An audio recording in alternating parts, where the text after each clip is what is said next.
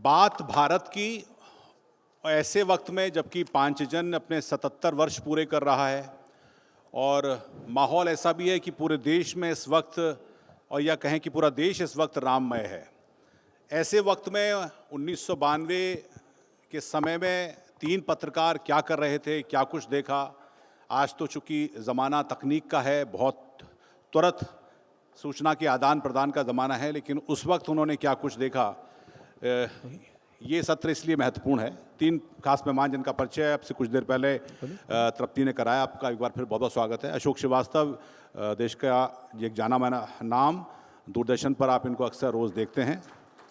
सुभाष सिंह जी, जिनका एक लंबा पत्रकारीय जीवन और इस वक्त फ़िलहाल एक दायित्व सूचना आयुक्त का उत्तर प्रदेश सरकार की, बहुत बहुत स्वागत सुभाष जी आपका। और गोपाल शर्मा जी, जिन्होंने उस वक्त में राजस्थान पत्रिका के लिए पत्रकारिता की थी और इस वक्त राजनीति में सक्रिय राजस्थान में। गोपाल जी, शुरुआत में आप ही से करूँगा। बिना कुछ लाग लपेट के, अब 2024 में बैठे हैं, राम मंदिर अब प्राण प्रतिष्ठा होने ही जा रही है, बन चुका है। उस वक्त क्या कुछ आपने देखा था, हमारे अगर दर्शकों से आप साझा करें तो।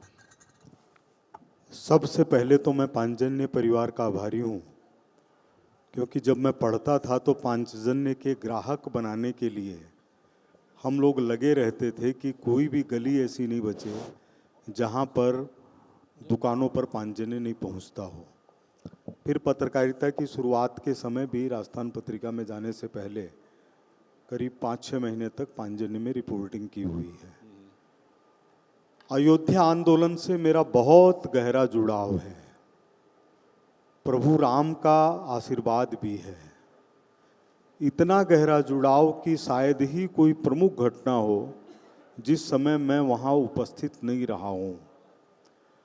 अपने अवधेशानंद जी जिक्र कर रहे थे 1983 में, उसके बाद में उस मंच के ऊपर अवधेशानंद जी, प्रोफेसर राजेंद्र सिंह जी, हमारे रज्जू भैया जी, एकाधिक बार प्रधानमंत्री रहे गुलजारी लाल जी नंदा, राजमाता विजया राजे सिंधिया और अवधेशानंद जी उस मुजफ्फरनगर की सभा में मौजूद थे, जिसके पहले दाऊ दयाल जी खन्ना, जो उत्तर प्रदेश के कैबिनेट मंत्री थे कांग्रेस सरकार में, उन्होंने पूज्य बाला साहब से नागपुर जाकर मुलाकात की थी और यह मंतव्य रखा था कि हम राम जन्मभूमि मुक्ति के लिए काम करें, और माननीय बाला साहब ने इस बात को स्वीकार किया था। लेकिन इसकी जो नींव है वो नींव है 1925 के आसपास। बाबा राव सावरकर, वीर सावरकर जी के बड़े भाई, वो वाराणसी में थे और उस समय पूज्य डॉक्टर हेडगेवार जी, राष्ट्रीय स्वयंसेवक संघ के आद्य सरसंघ चालक, काशी जाया करते थे और मदन मोहन मालवीय जी से और बाबा राव सावरकर जी से मिला करते थे, जो महाराष्ट्र के लोग वहाँ कुछ सक्रिय थे। तो डॉक्टर जी की जो बड़ी वाली जीवनी है उसमें एक उल्लेख मिलेगा कि उन्होंने जब काशी में देखा कि ज्ञानवापी मस्जिद बनी हुई है तो उन्होंने आक्रोश प्रकट किया कि क्या भारत में भी ऐसा संभव है। वह बुनियाद है काशी विश्वनाथ, अयोध्या में राम जन्मभूमि और कृष्ण जन्मभूमि मंदिर के बारे में जनता की जागरूकता के इस जमाने में प्रथम प्रतीक का। और संघ ने प्रस्ताव पारित करके ज्ञानवापी मस्जिद के खिलाफ अपना मंतव्य प्रकट किया था। तो जब यह आंदोलन चला मुजफ्फरनगर की उस सभा के बाद में, उसी समय पत्रिका आ गया था मैं, तो अपने चाहे शिलान्यास हो, चाहे अयोध्या के अंदर कार सेवकों का 30 अक्टूबर को कुछ तोड़ना हो, उसके बाद में नरसंहार हो 2 नवंबर को, मणि रामदास जी की छावनी में दूसरे कार सेवा का यानी 2 नवंबर का शामिल होने का फैसला हो, या कार सेवकों की उग्रता हो, या शिलान्यास हो, या लाल कृष्ण आडवाणी जी की शुरू से लेकर के सोमनाथ से लेकर के समस्तीपुर तक की रथ यात्रा हो, या उसी दौरान 26 जनवरी को लाल चौक तक तिरंगा फहराया जाना हो, ये सब एक दूसरे घटनाक्रम आपस में जुड़े हुए हैं। इन सभी घटनाओं के अंदर रहने का मौका मिला। तो मैं संक्षेप में अपनी बात कहूँगा। श्रीमान सुभाष जी, उस समय अयोध्या में कई बार हम लोग शाम को मिल जाते थे, आपस के अंदर एक दूसरे से बातचीत भी करते थे। कि मैं केवल 2-3 बात रख करके अपनी बात को पूरा करूंगा कि एक तो नरसंहार क्यों हुआ 2 नवंबर को।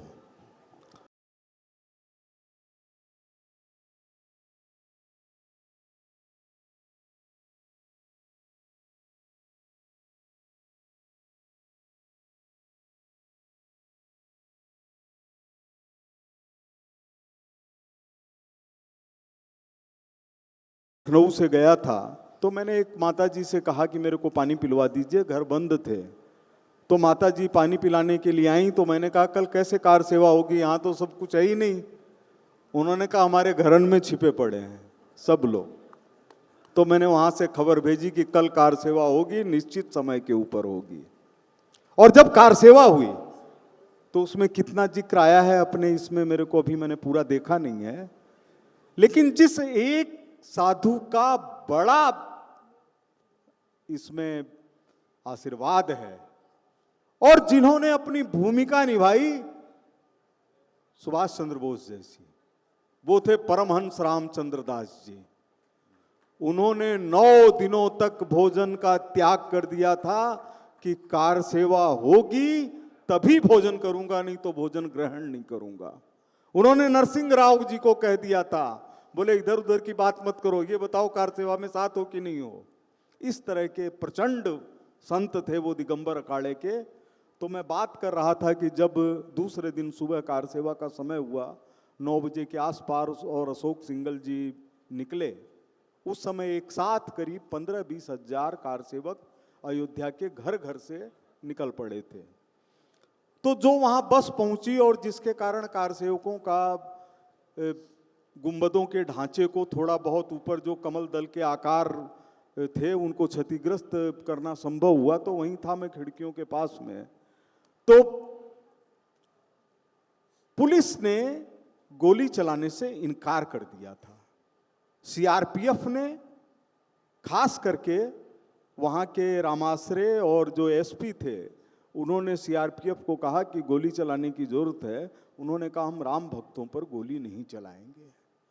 तो यह जो घटना हुई, इसके बाद मुझे लगा कि अशोक सिंघल जी कहाँ हैं, उनसे मिला जाए।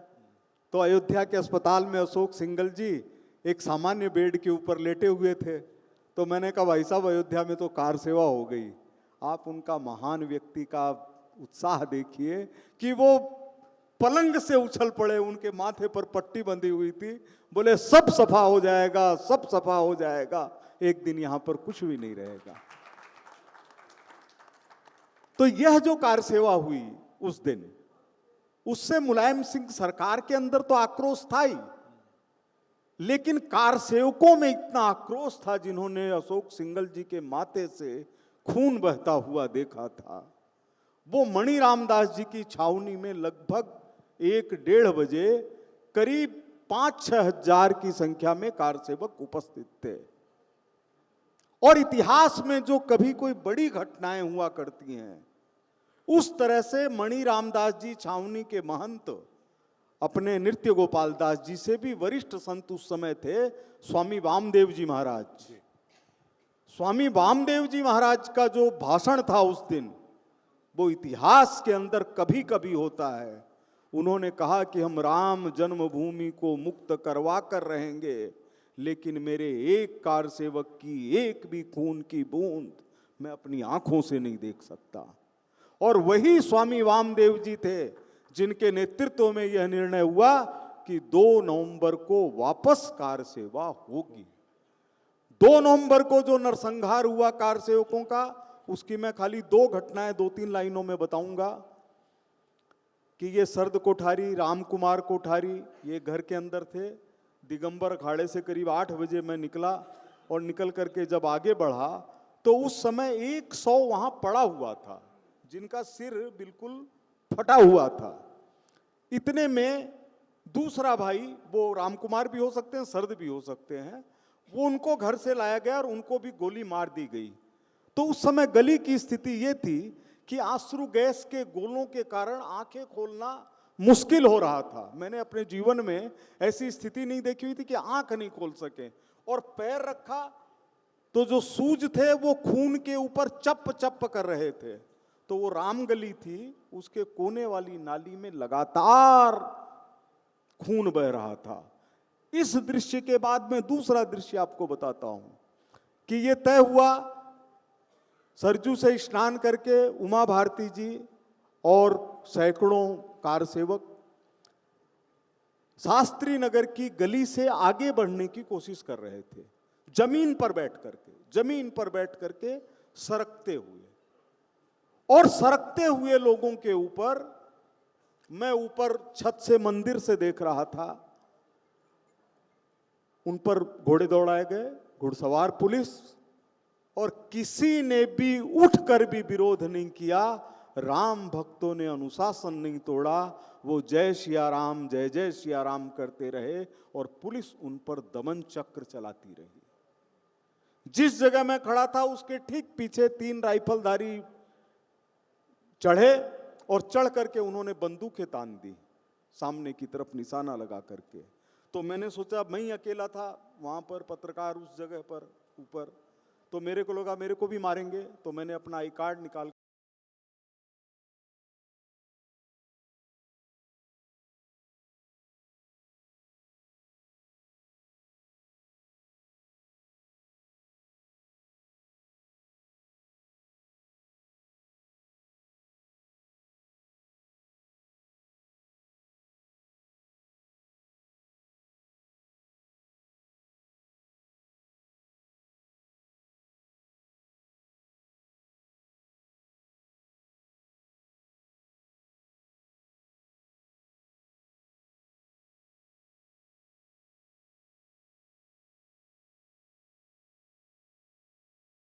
हम लोग रात तक हॉस्पिटल में खड़े रहे कि हमको लिस्ट तो दीजिए, कितने मरे, कितने घायल हुए, क्या हुआ।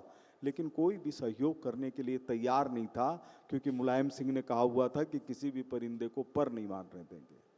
अब मैं आपको केवल 6 दिसंबर की 2-3 बात कह के, मेरे से ज़्यादा जानकार दोनों भाई बंधु हैं, इनको दे दूंगा कि 5 तारीख को हमारे वरिष्ठ प्रचारक रामशंकर जी अग्निहोत्री, जिनके साथ में हमारे परम पूजनीय सरसंघ चालक डॉक्टर मोहन भागवत जी को भी काम करने का अवसर मिला है, वो मीडिया का काम देख रहे थे। फैजाबाद के टेलीफोन विभाग के कार्यालय पर उनसे मेरी मुलाकात हुई। तो उन्होंने कहा, गोपाल जी क्या लगता है? मैंने कहा, कल कुछ भी हो सकता है। उन्होंने कहा, नहीं ये तो उचित नहीं है। मैंने कहा, ऐसा भी स्थिति यही है। बोले कैसे? मैंने कहा, 2 घटनाएं आज की बताता हूं। एक महाराष्ट्र के नौजवान मिला जिसका कोई संपर्क नहीं था किसी से, लेकिन वो खुद ही आए हुए थे। मैंने अपनी पुस्तक कार सेवा से कार सेवा तक में उनका नाम लिखा है। उन्होंने कहा कि मेरे बेल्ट के ऊपर और बारूद भरा हुआ है और मैं अकेले उड़ा दूंगा इसको। तो हम लोग शांति की बात करते रहे। मैंने कहा, ये सब चीज़ों के लिए नहीं है, आप अपना काम करिए। और दूसरी घटना हुई कि जब कार सेवा के पूर्वाभ्यास के लिए माननीय शेषाद्री जी, अपने HV शेषाद्री जी जो सरकारी वाह थे, वो उस दिन देखने के लिए आए थे। उस समय पंजाब के कार सेवक कुछ निकले, तो उन्होंने कहा कि इसको मिट्टी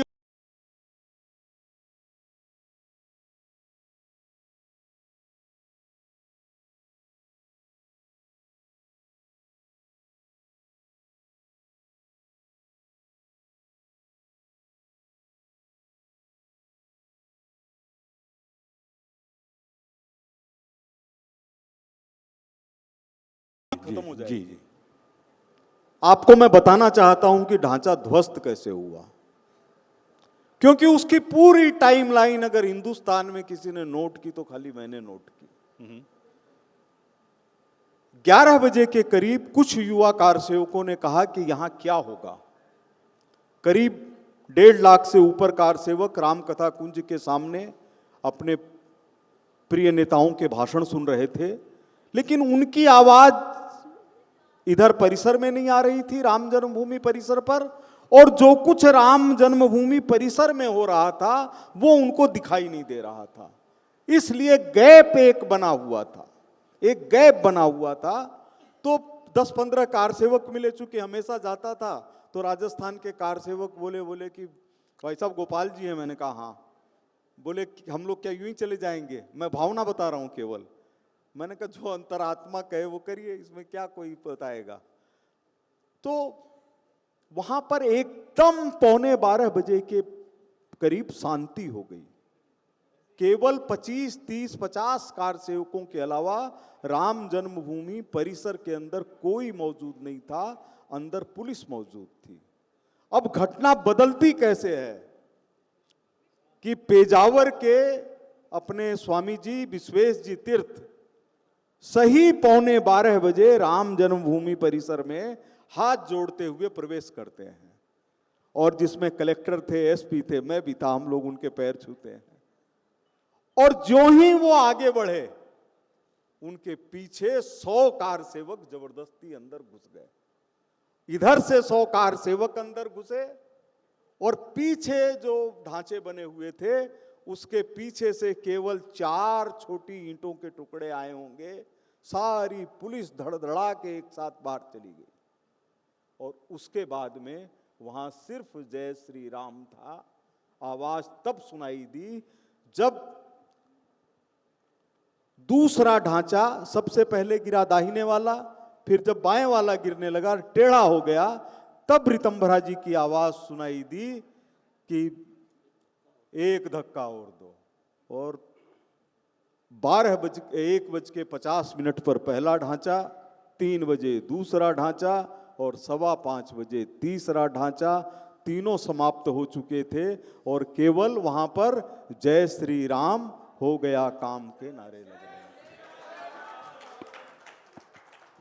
जी सुभाष जी, आपका जिक्र आया है, इसलिए आपका अनुभव भी हमारे दर्शकों से साझा करें। गोपाल जी ने पूरी कथा संक्षेप में बता दी। अब मैं बताऊंगा तो थोड़ा बहुत रिपीटेशन होगा, लेकिन घटना जो है वही बताएंगे ना। 6-7 तारीखों का मैंने नोट किया हूँ, तारीखों के आईने में, और सरकारों का जिक्र है इसमें। एक तारीख है 11 दिसंबर 1949, रामलला का प्राकट्य, और हुआ केंद्र में नेहरू की सरकार थी और यूपी में गोविंद बल्लभ पंत। जो आज कहा जा रहा है कि राम मंदिर बनाना का श्रेय हमको जाता है, उस समय नेहरू ने गोविंद बल्लभ पंत को पत्र लिखकर कहा था कि वहाँ से मूर्तियाँ हटवा दो, लेकिन जिला प्रशासन और गोविंद बल्लभ पंत ने उसको मना कर दिया। दूसरी तारीख आती फरवरी 1986, जब ताला खुला था। वीर बहादुर की सरकार उत्तर प्रदेश में थी और केंद्र में राजीव गांधी की सरकार थी। नहीं कुछ किए तो साहबानों का प्रकरण लाकर के उसको बैलेंस करने की कोशिश की। तीसरी तारीख थी 9 नवंबर 1989, शिलान्यास। राज्य में एन.डी. तिवारी की सरकार थी और केंद्र में राजीव गांधी की सरकार थी। तब भी उसका विरोध हुआ था।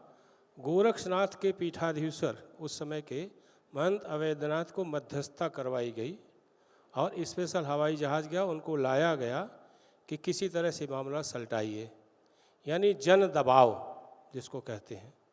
जन दबाव में नारायण तिवारी ने उनको बुलाया लखनऊ, और वहाँ ये तय हुआ कि जहाँ अशोक सिंघल ने कहा कि शिलान्यास वहीं होगा जहाँ झंडा गड़ा है, और वहीं शिलान्यास हुआ। 30 अक्टूबर 1990 मुलायम सिंह की सरकार थी, जनता दल की, और केंद्र में बीपी सिंह की सरकार थी। इसका जिक्र गोपाल जी ने किया कि किस तरह से वहाँ पर चीज़ें घटित हुई। पूरा घटनाक्रम उन्होंने नहीं बताया, पूरा घटनाक्रम उन्होंने बताया, कुछ चीज़ें छूट गई हैं। एक तो यह है कि मुलायम सिंह ने कहा था कि परिंदा पर नहीं मार सकता। मेरा केवल इतना कहना है कि जब कोई जन आंदोलन खड़ा होता है और समाज किसी मुद्दे को लेकर खड़ा होता है तो वहाँ सरकार का कोई मतलब नहीं होता है। कारसेवकों ने इसको चुनौती के लिए लिया था और चुनौती को उन्होंने स्वीकार किया और कारसेवा की। एक घटनाक्रम जो प्रायः अछूता रह जाता है, यहाँ बहुत कम लोगों को मालूम होगा, उस घटनाक्रम का मैं साक्षी भी हूँ और भागीदार भी। अशोक सिंघल जी, श्रीश चंद्र दीक्षित जी, भानु प्रताप शुक्ल जी और मैं 4 लोग अयोध्या पहुँचे। यह कहानी अछूती है, बहुत कम लोगों को मालूम है। मैं इस कहानी को थोड़ा बताना चाहूँगा कि योजना के तहत श्रीश चंद्र दीक्षित जी और अशोक सिंघल जी पत्रकार के रूप में गए थे और हम और भानु जी तो पत्रकार थे ही 5-6 जन की ओर से। उत्तर प्रदेश शासन की ओर से उन दोनों को पत्रकार के रूप में जाने की अनुमति मिली थी। 2 पत्रिकाएं हमारी दक्षिण से निकलती हैं, एक गुजरात से और एक महाराष्ट्र से। दोनों के पत्रकार के रूप में उनका आई कार्ड था, उसी पर मान्यता थी। उसी से हम लोग गए थे। जो उस समय लिखा गया किस तरह से पत्रकारिता खोखली होती है, इसका एक उदाहरण मैं दे रहा हूँ कि अशोक सिंघल जी सेना की वर्दी में पहुँचे, अशोक सिंघल जी यहाँ से पहुँचे, वहाँ से पहुँचे। वो कथा चूँकि अब 3 महानुभाव अब नहीं हैं, न भानु प्रताप शुक्ल जी हैं, न अशोक सिंघल जी हैं, न श्रीश चंद्र दीक्षित जी हैं, इसलिए ये घटना सामने आना बहुत ज़रूरी है। मैं अभी एक किताब लिखने वाला हूँ, इस किताब में सबका मैं जिक्र करूँगा। तो हम लोग प्रयागराज स्टेशन पर बैठे गए और हम सब लोगों का 2nd क्लास में रिजर्वेशन था प्रयागराज से इलाहाबाद के लिए। कोई एक कल्पना नहीं कर सकता श्रीश चंद्र दीक्षित और अशोक सिंघल 2nd क्लास में यात्रा कर सकते हैं। और जब हम लोग स्टेशन पर पहुँचे नई दिल्ली, प्लेटफार्म नंबर 1, उसमें बिल्कुल मैं जवान था। भानु जी को मुझ पर बहुत विश्वास नहीं था कि कहीं ऐसा न हो कि उत्साह में ये घटना लीक हो जाए, तो उन्होंने मुझे कुछ नहीं बताया, बस कहा अयोध्या चलना है साथ में। हमने कहा ठीक है। तो वहाँ निश्चित तौर पे भानु जी को ये लग गया था कि कहीं किसी को पता चल गया है, आईबी वगैरह को। तो उन्होंने तुरंत जो है हमको टीटी के पास भेजा और उनका बात करो कि इन दोनों की तबीयत खराब है, इनको कूपा अलर्ट करें। खैर, अब उस समय भानु जी ने बात करके एक कूपा उस समय होता था।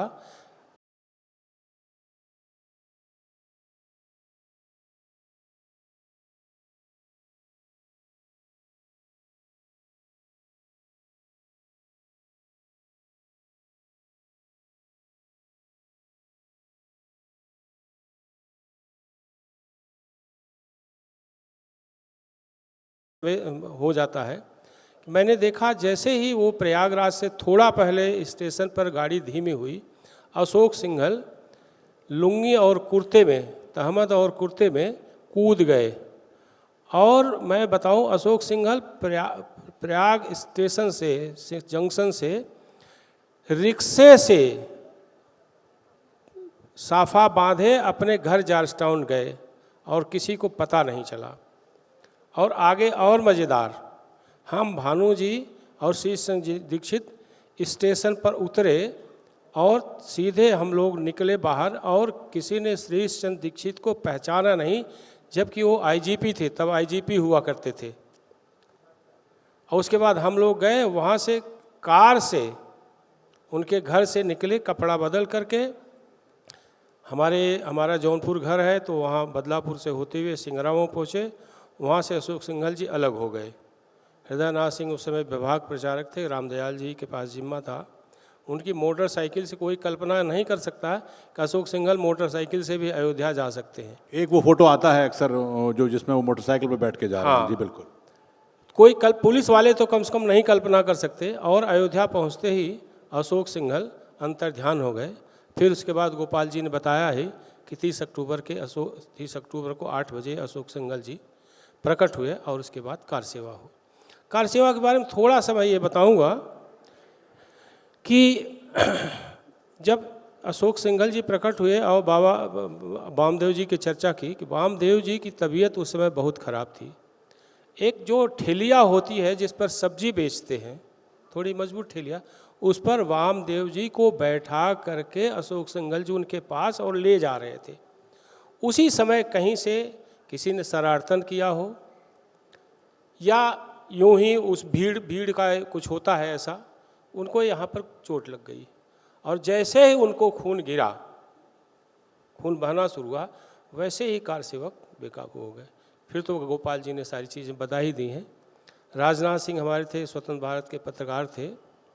जब वहाँ गए, अब मैं ये नहीं कह सकता हूँ कि दरवाज़ा खुद खुला या दरवाज़ा तोड़ा गया, जो भी हो, थोड़ी देर के लिए खुला या खोला गया और 10, 12, 15 कार सेवक, 30 अक्टूबर की बात मैं बता रहा हूँ, घुसे, तुरंत गुंबद पर चढ़ करके झंडा फहरा दिया। जैसे ही झंडा फहरा, जय श्री राम, उसके बाद जैसे ही पुलिस वालों ने संकेत किया, सब उतर आए।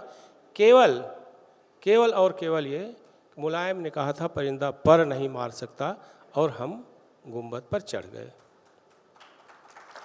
एक प्रकार का ये तत्कालीन मुलायम सरकार की जो दंभोक्ति थी, उसको कारसेवकों ने और जनता ने चुनौती को स्वीकार किया और उन्होंने कार सेवा। 2 नवंबर की घटना बड़ी हृदय विदारक मेरे लिए, आपके लिए भी, जो लोग भी वहाँ उपस्थित थे। निर्दोष कार सेवक, जैसा कहा नरसंहार, वास्तव में नरसंहार था, जेनोसाइड जिसको कहते हैं। शांत कार सेवकों पर अंधाधुंध, मैंने नोट भी किया है, प्रथम शहीद वासुदेव गुप्ता अयोध्या, राजेंद्र पांडे अयोध्या, दोनों को जो गोली लगी थी राम जन्मभूमि के गेट पर, बाकी 2 नवंबर को मौतें हुई थी। उसके बाद का जो घटनाक्रम है वो इतना ज़बरदस्त, उसका इतना आक्रोश रहा कि मैं राज्य सूचना आयुक्त हूँ, बहुत अधिक राजनीतिक बात नहीं कर सकते, लेकिन उत्तर प्रदेश में भारतीय जनता पार्टी का कोई संगठन नाम की चीज़ नहीं थी। इतना जनाक्रोश कि बिना संगठन के 211 सीटों के साथ भारतीय जनता पार्टी सरकार में आ गई। फिर 6 दिसंबर का घटना, सरकारों का मैं अंतर बता रहा हूँ। एक मुलायम सिंह की सरकार थी, केवल प्रतीकात्मक कार सेवा हुई थी, वो जनाक्रोश था। 6 दिसंबर का उस समय सरकार थी नरसिंह राव की और कल्याण सिंह यहाँ पर थे। एक मुलायम सिंह जिन्होंने बाद के वर्षों में भी कहा कि गोली मैंने चलवाई थी और ज़रूरत पड़ेगी तो ऐसी स्थिति में गोली मैं फिर चलवाऊंगा। सरकार और विचारधारा के प्रतिबद्धता कहिए। कल्याण सिंह ने कहा कुछ भी हो जाए गोली नहीं चलवाऊंगा, और गोली नहीं चली। गोपाल जी ने सारी घटनाक्रम का जिक्र किया है। मेरा केवल इतना कहना है कि जब कोई आंदोलन समाज के बीच से उठता और समाज का हो जाता है तो फिर सरकारें बौनी हो जाती हैं। यह प्रत्यक्ष उदाहरण है 6 दिसंबर 1992 का, जिसका मैं प्रत्यक्षदर्शी हूँ, भागीदार भी हूँ। और अगली तारीख 22 जनवरी 2024, ये भी सरकार का बदलाव ही है। एक सरकार योगी जी के है, एक सरकार मोदी जी के है। बहुत शांतिपूर्ण तरीके से, जैसे ढांचा गिरा था वैसे ही शांतिपूर्ण तरीके से राम मंदिर भी बन रहा है। उसका उद्घाटन 22 जनवरी 2024 को होने जा रहा है। ये सरकारों का अंतर होता है, जनता के आगे सरकार झुकती है। ये 1992 और सरकार और जनता साथ होती है 22 जनवरी 2024। बहुत बहुत धन्यवाद।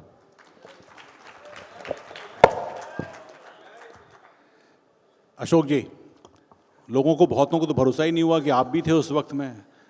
आप इतने युवा रहे होंगे, लेकिन कैसा आपने देखा? और अब चूंकि आप तो टीवी के अब बड़ा चेहरा हैं, उस दौरान किस तरह का वो था और किस तरह से सूचनाएं पहुंचती थी अखबारों के दफ्तरों में? अनुराग जी, पहली बात तो जब मैं देख रहा था गोपाल जी को और सुभाष जी को तो मुझे लगा ये दोनों तो बहुत आगे बढ़ गए, एक विधायक और एक सूचना आयुक्त, मैं ही थोड़ा पीछे रह गया। लेकिन मैं थोड़ा युवा हूँ, आपने सही कहा। 1990 की जब कार सेवा हुई थी तब तो मैं अपनी पढ़ाई अंतिम कॉलेज में था। तो मेरे मित्र को जो गए थे कार सेवा में, उन्होंने मुझे बहुत कुछ बताया था कि कैसे कैसे कार सेवा को गोलियां चली। 92 में मैं पांचजन्य तब तक ज्वाइन कर चुका था। और मैं ये भी बता रहा हूँ, पांचजन्य परिवार, भारत प्रकाशन, हितेश जी और प्रफुल्ल जी, पांचजन्य का बहुत बड़ा रोल था इस पूरे आंदोलन में। क्योंकि आज तो हम जो देख रहे हैं ना, आज तो पांचजन्य इतना काबिल हो गया, इतना बड़ा हो गया। उस समय पांचजन्य के पत्रकारों को जिस दृष्टि से देखा जाता था, हम लोगों को जिस दृष्टि से देखा जाता था, वो एक अलग दौर था। और मैं उसी संदर्भ में कार सेवकों का भी बताऊंगा। लेकिन जब मुझे, दरअसल मैं उस वक्त, मेरे पास एक कैमरा था, मैं फोटोग्राफी भी करता था। तो ये तो हमारे ब्यूरो चीफ थे, तो इनका तो हक, ये राम जन्मभूमि को कवर करने वाले वो थे। मुझे अवसर मिला, तरुण जी ने संपादक थे, उन्होंने मुझे कहा कि तुम्हारे पास कैमरा भी है, तुम कार सेवा में जाओ और तुम कवर करना। तो 6 दिसंबर की बात कर रहा हूँ। तो मैं कैमरा लेकर, ठीक है, मैं अपना कैमरा लेकर चला गया। हमारे बॉस होते थे, तो इन्होंने आदेश दिया कि भाई मैं जो है, जहाँ कार सेवा होगी मैं वहाँ रहूँगा, आप जो है मंच पर रहिए। रामकथा कुंज में जो मंच बना था, अब वो मंच से थोड़ी मुझे उस समय ख़राब लगा, मेरे बॉस थे तो मैं मना भी नहीं कर सकता था। तो मुझे लगा मुझे कार सेवा वहाँ हो रही है, मुझे मंच पे चढ़ा दिया। तो उन्होंने बोला मंच से अच्छी तस्वीर आएगी। तो मैंने बोला ठीक है। तो मैं रामकथा कुंज पे कैमरा लेके खड़ा हो गया, वहाँ से तस्वीर खींच रहा था। आडवाणी जी, अशोक जी सिंघल जी, आचार्य धर्मेंद्र जी, साध्वी दीदी, रितंबरा जी, उमा भारती जी, सब लोग वहाँ पर थे। तो मैं वहाँ से तस्वीरें खींच रहा था, अच्छी अच्छी तस्वीरें खींच रहा था, सब लोगों के भाषण हो रहे थे। अचानक जैसे 12 बजे के आसपास जैसी कार सेवक वहाँ पे चढ़े और मैंने देखा कि अरे ये क्या हुआ। तो उस वक्त मैंने देखा कि आडवाणी जी थोड़ा परेशान हो गए एकदम से। तो आडवाणी जी ने माइक संभाला, उन्होंने फिर कहा कि अरे मैं आपको राम की सौगंध देता हूँ, आप लोग उतर आओ। ये बड़ा सीरियस गंभीर प्रयास हुआ था कि लोग उतर आए, कि भाई आप लोगों को चोट आ जाएगी। इस तरह प्रमोद जी थे, उन्होंने भी इस तरह का वो किया। लेकिन जब वो सब कुछ हाथ से चला गया, लगा कि अब तो सब बेकाबू हो गया। उसके बाद जो है माइक जो है वो साध्वी जी ने और आचार्य धर्मेंद्र जी और साथ में उमा भारती जी ने संभाल लिया। और फिर उन्होंने कार सेवकों को जोश देना शुरू किया। अब मुझे लगा मैं इस वक्त मंच पे क्या कर रहा हूँ, वहाँ तो इतना ज़बरदस्त गुजारा हुआ है। तो मैंने सोचा अब बॉस गए भाड़ में, मैं वहाँ पे सामने से फ़ोटो लूँगा। मैं वहाँ से मंच से उतर गया कैमरा लेकर। अब जब मैं कैमरा लेकर मस्जिद की तरफ, वो ढांचे की तरफ बढ़ा, तो मुझे कई लोगों ने, कार सेवकों ने रोका, मेरा कंधा पकड़ा, कहाँ भाई कहाँ जा रहे हो। तो मेरे पास बैच लगा हुआ था, मैंने कहा मैं पत्रकार हूँ, मैं सामने से फ़ोटो खींचने जा रहा हूँ। तो उन्होंने बोला जाओ। फिर उसके बाद ऐसे कई लोगों ने पूछा, करते करते मैं बिल्कुल ढांचे के सामने पहुंच गया। मेरे सामने ढांचा, कार सेवक अपना कार सेवा कर रहे हैं। मैंने अपना देखा आसपास, खटाक से कैमरा निकाला, 3-4 खटाखट क्लिक करी फ़ोटो। अब जब मैंने फ़ोटोग्राफ क्लिक करी तो मुझे फिर किसी ने कंधे से पकड़ा, बोले भाई क्या कर रहे हो। तो मैंने बोला फ़ोटोग्राफ खींच रहा हूँ। उसके बाद उन्होंने बोला तुम्हें यहाँ कोई दिख रहा है पत्रकार। अब मैंने अपने आसपास देखा, मुझे लगा यहाँ एक भी पत्रकार नहीं है, मेरे ब्यूरो चीफ भी वो भी नहीं है, कोई पत्रकार वहाँ नहीं दिख रहा, मैं अकेला खड़ा। अब मुझे समझ आया यार कुछ गड़बड़ है। तो मुझे कार सेवक ने कहा देखो अभी सारे पत्रकारों की पिटाई हुई है, कैमरे टूटे, चुपचाप कैमरा रखो, निकल लो यहाँ से।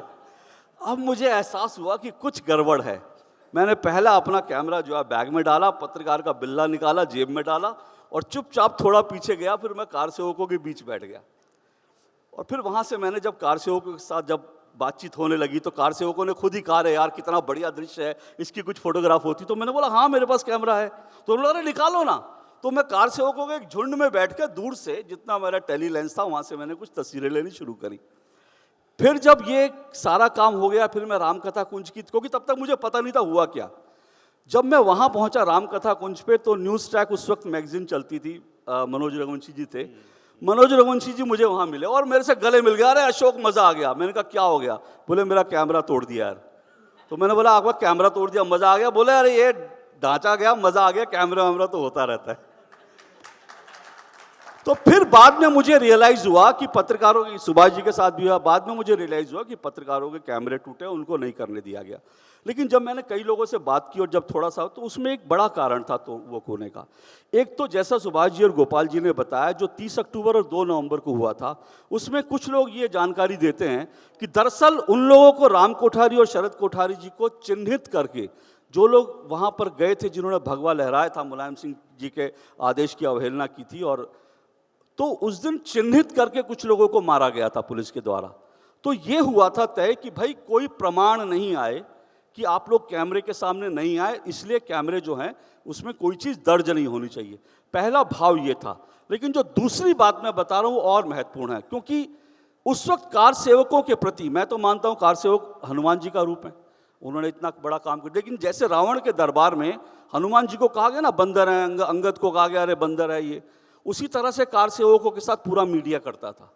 मीडिया में मुझे अच्छी तरह से याद है, उस वक्त अंग्रेजी के अखबार और सब जगह मीडिया में कार सेवकों को लुम्पिन एलिमेंट्स लिखा जाता था कि ये उपद्रवी हैं, ये लोग इस तरह के लोग हैं जो पढ़े लिखे हैं नहीं, इनको भड़का दिया गया, ये अनपढ़ गंवार है, जाके ये सब करते हैं।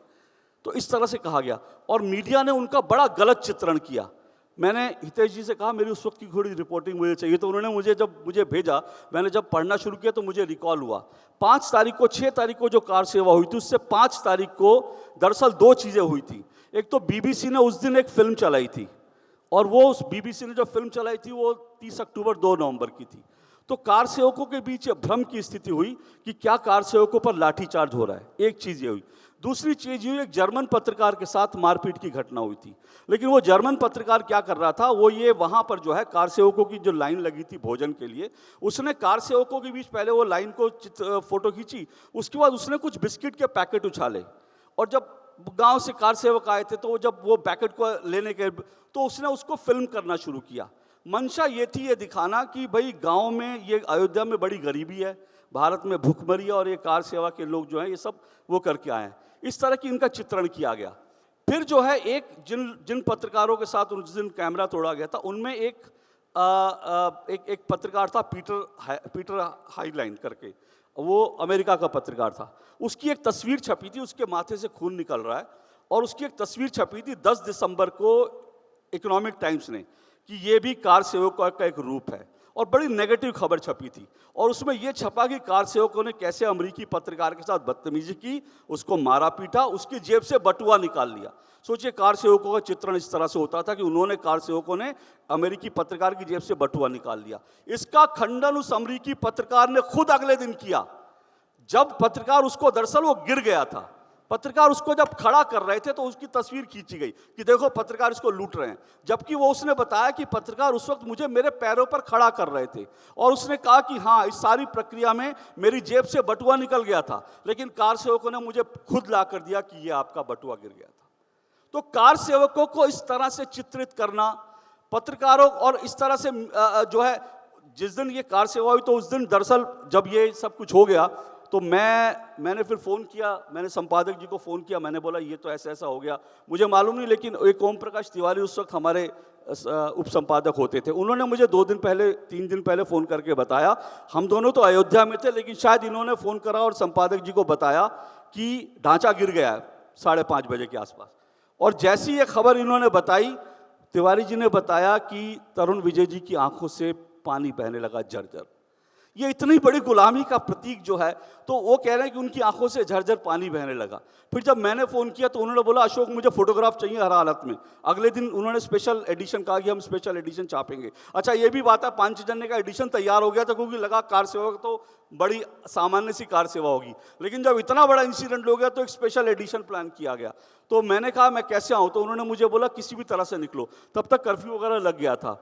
तो फिर मुझे किसी ने मदद करी, और आदरणीय मुरली मनोहर जोशी जी के साथ मैं गाड़ी में, उनकी कार में अयोध्या से लेकर के मैं लखनऊ तक आया। फिर लखनऊ से मैंने शताब्दी ट्रेन पकड़ी, और उसके बाद मैं दिल्ली जो है पहुंचा। लेकिन अब मैं ये जो बात है जो बता रहा हूँ, ये देखिए कि आज अभी कुछ यूट्यूबर्स जो हैं उनको बड़ी तकलीफ हो रही है कि भाई सारे मीडिया जो है राम जन्मभूमि की ऐसे कवरेज कर रहा है, राम मंदिर की ऐसे कवरेज कर रहा है। तो भाई अब ये चाचा नेहरू का ज़माना तो है नहीं कि जब वो आदेश दे देंगे कि भाई सोमनाथ मंदिर की जिस तरह से होनी थी नहीं हो, अब वो चाचा नेहरू का। लेकिन ये जो लोग हैं, इन्होंने मीडिया को, इन्होंने कार सेवकों को इस तरह से उनके खिलाफ नेगेटिव खबर छापी, ऐसा लगता था कि जो लोग कार सेवा की बात कर रहे हैं, जो लोग राम जन्मभूमि पे मंदिर बनाने की बात कर रहे हैं, वो सब लोग सांप्रदायिक हैं, पिछड़े हुए हैं और देश का भला नहीं चाहते। उस वक्त एक चीज़ और मुझे याद है, उस वक्त मीडिया ने ये माहौल बना दिया था कि अब देश का बचना मुश्किल है, अब देश टूट जाएगा, क्योंकि अब इन्होंने ये हाल कर दिया है। मैं एक और खबर पढ़ रहा था, अंत में छोटी सी 1-2 बात बता दूं। मैं एक और खबर पढ़ रहा था जिसमें मदन लाल खुराना जी सांसद थे, संसद भवन के अंदर उनसे कुछ वामपंथी पत्रकारों ने बदतमीजी की कि तुम लोग देश तोड़ने पे आमादा हो। इस तरह से सोचिए, संसद भवन में एक सांसद के साथ इस तरह की बदतमीजी उन्होंने करी, क्योंकि उनको लग रहा था कि ये लोग कर क्या रहे हैं। और दूसरी चीज, ये जो 6 दिसंबर की घटना हुई थी, उसका मुझे एक और चीज याद आती है। बहुत सारे कारण रहे होंगे, लेकिन उसके पीछे एक कारण और था। दिसंबर में ये घटना हुई थी। सितंबर के अंदर जुलाई महीने में सुलेमान सेठ करके जो है एक बाबरी एक्शन कमेटी के सदस्य थे, वो सांसद थे। उन्होंने संसद भवन के अंदर ये कहा था कि राम जन्मभूमि जो वहाँ पे बाबरी ढांचा है, उसके अंदर से जो रामलला की मूर्ति हटाई जा सकती है, उसके लिए हमारी सरकार से बातचीत हो रही है। ये सुलेमान सेठ ने कहा। उसके बाद कमलनाथ जी ने न्यूज़ ट्रैक को एक इंटरव्यू में कहा कि हमारी सरकार से बातचीत हो रही है, अगर माहौल नहीं बिगड़ा तो फिर रामलला की मूर्ति वहां से हटाई जा सकती है। उसके बाद अशोक सिंघल ने कहा कि हिंदुओं को चुनौती मत दीजिए, हिंदुओं की जो उनकी जो सहिष्णुता है उसकी परीक्षा मत लीजिए, वरना अगर हिंदू जाग गया तो बहुत बुरा अंजाम होगा। मैं सिर्फ ये पृष्ठभूमि बता रहा हूं कि कहीं ना कहीं उस वक्त ये साजिश भी थी कि रामलला की मूर्ति हटा दी जाए, और शायद इसलिए जो है बहुत सारे लोगों को लगा होगा कि ढांचा अगर गिरेगा नहीं तो फिर वहाँ पर मंदिर बनाना बहुत मुश्किल हो जाएगा। ये सारी चीज़ें, लेकिन आज हम सब लोग यहाँ पर हैं और मुझे लगता है कि ये हमारे देश के लिए बहुत अच्छी बात हो रही है जो हो रहा है, और इससे बड़ी बात क्या हो सकती है। हम लोग इसके फिर से साक्षी बनने जा रहे हैं।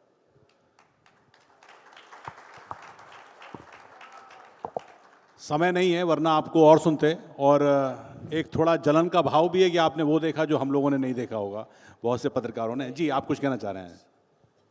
देखिए, एक होता है इतिहास को पढ़ना, एक होता है इतिहास का निर्माण करना। हम लोग इतिहास का निर्माण भी कर रहे हैं और इतिहास बनते देख रहे हैं। अशोक जी ने बहुत सारे पत्रकारों की चर्चा की। मेरा केवल इतना आग्रह है, जैसे मैंने एक कोशिश करूंगा कि मैं 1-2 महीने बाद मैं एक किताब लिखूं ऑथेंटिक। तो इस समय जो कुछ हमारे पक्ष से लिखा जाएगा वही असली इतिहास होगा। बाकी जो अब तक लिखा गया है, जिनका उस आंदोलन से कोई रिश्ता नहीं रहा, जिन्होंने उस आंदोलन को दूर से देखा, जिन्होंने उस आंदोलन को भोगा नहीं, उनके द्वारा अभी तक बहुत कुछ लिखा जा चुका है। और अगर ठीक से इतिहास नहीं लिखा गया, जो हम लोगों ने देखा, जो हम लोग बनते देख रहे हैं, अगर ठीक से नहीं लिखा गया तो आज के 500 साल बाद वही पढ़ा जाएगा, वही सही माना जाएगा जो अब तक लिखा गया है। इसलिए कोशिश ये करनी चाहिए, चाहे अशोक जी हों, चाहे मैं हूँ, चाहे गोपाल जी हों, चाहे मैं कहता हूँ कि जो पांचजन्य में अब तक छपा है वही ऑथेंटिक है। पांचजन्य में जो छपा है वही अगर किताब के रूप में सामने आ जाए, एक सही इतिहास जो है आने वाली पीढ़ी के सामने होगा और वही इतिहास सही माने जाएगा। वैसे ही जैसे वाल्मीकि पूरे रामायण, जो वाल्मीकि रामायण लिखा गया, वाल्मीकि जो है श्री राम के समकालीन थे, इसलिए वाल्मीकि रामायण को ऑथेंटिक माना जाता है। गीता महाभारत व्यास ने रचा, वो समकालीन थे, इसलिए गीता और उन सबको सही माना जाता है। वैसे ही हम इस पूरे आंदोलन के साक्षी हैं, भागीदार हैं, समकालीन हैं। हम जो लिखेंगे वही सही होगा। इसलिए राम जन्मभूमि आंदोलन के इतने लंबे आंदोलन के बाद 22 जनवरी 2024 का जब उसका उद्घाटन हो जाएगा, उसके बाद पूरे आंदोलन को समेटते हुए जो इतिहास हम लोग लिखेंगे वो आने वाली पीढ़ी की सबसे बड़ी सेवा होगी। मुझे लगता है आंदोलन से जुड़े लोगों को, जिन्होंने उसको नज़दीक से देखा है, जिन्होंने वो भोगा है, जिन्होंने आंदोलन चलाया है, उसमें अब बहुत कम लोग बचे हैं। जो भी बचे हैं उनको निश्चित तौर पर इस पर अपनी लेखनी चलानी चाहिए, ताकि राम जन्मभूमि आंदोलन का जो भारतीय पुनर्जागरण की आधारशिला है उसका पूरा का पूरा सही ब्यौरा आए। ये हम लोगों की आने वाली पीढ़ी के लिए सबसे बड़ी सेवा होगी। अनुराग जी, ये प्रयास हम कर रहे हैं, हम दोनों पहले भी बात हुई। एक छोटी सी बात सिर्फ इस मंच पे कह दूं कि ये कितनी बड़ी हिंदुओं के लिए, क्योंकि मैं मानता हूँ आज मैं जो भी हूँ अपने पिता के संस्कार की वजह से हूँ। मेरे पिता आज 93 वर्ष के हैं। कोरोना में वो भयंकर रूप से उनकी स्थिति ऐसी थी कि शायद उनकी जान ना बचे, लेकिन ईश्वर की ऐसी कृपा हुई वो बच गए। वो भी उस दिन 6 दिसंबर को वहीं पर थे। वो किसी और कारण से थे, मैं किसी और रूप में था। तो जब वो बच गए, सुरक्षित बच गए, तो उन्होंने एक बात मुझसे कही। उन्होंने बोला, मैं 6 दिसंबर को वहाँ था जब ढांचा गिरा था, अब मंदिर देख कर ही जाऊँगा। ये क्या बात भावना है। है हिंदुओं की। क्या बात है। बहुत बहुत धन्यवाद आपका। हालांकि समय चूँकि अब आगे जाने की इजाज़त नहीं दे रहा, लेकिन आप तीनों को सुनना, अपने अनुभव हमसे साझा करना, आप तीनों का बहुत बहुत धन्यवाद।